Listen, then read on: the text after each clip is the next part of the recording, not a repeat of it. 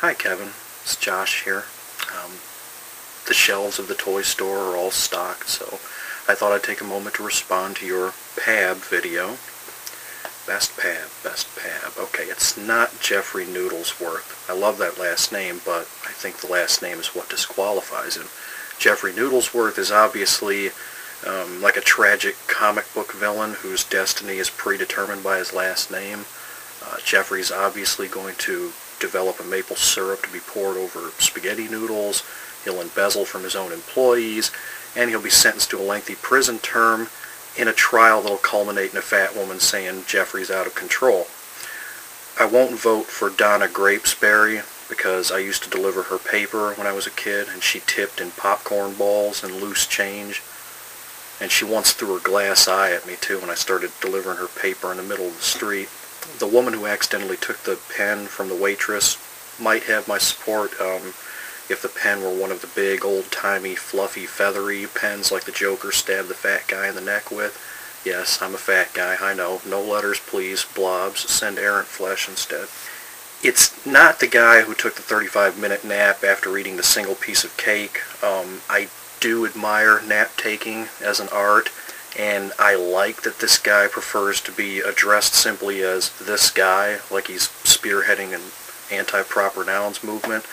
But the feat it just isn't that impressive. I frequently eat the entire cake, some of the table, the strap on my grandma's blood pressure monitor, and I lapse into a coma until some charming prince puts on a John Coltrane album and nibbles on my ear. Australian George Hamsmith, he's the one that gets my vote for best PAB. I like his loud collared shirt. Collars are good for absorbing sweat during naps. I like that he tears the labels off of his bottles of cola. I usually do that before I scratch the skin off of my knuckles, nervous Nelly that I am. And of course I like pizza. I like pizza, and I think over time I'd be able to convince George to do lots of odd things with our steady supply of deserted island pizza.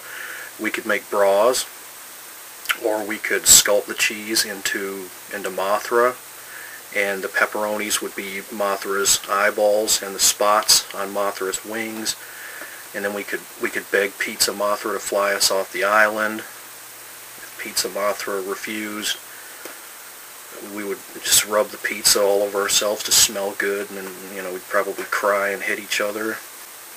Although George gets my vote, I would like to bring up my father as an honorable mention for PAB.